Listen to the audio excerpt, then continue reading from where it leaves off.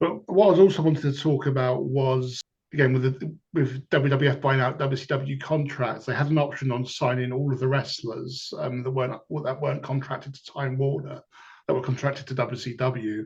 There were some wrestlers they did bring over, and there were some that they didn't, and also backstage people as well, like Johnny Ace or John Laurinaitis. We know him.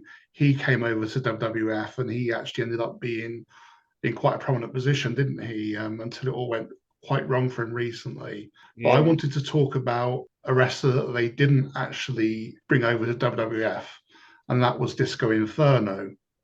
yeah. He would have done. He would have been good. Mm.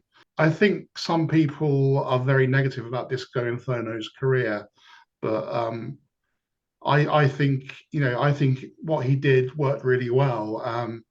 He was all right. He was a bit more on the comedy side of things, but he was a good wrestler, and he did put on some entertaining matches, not just from a comedy perspective, but in terms of wrestling fundamentals. He knew those, and like I say, he connected with the WCW crowds.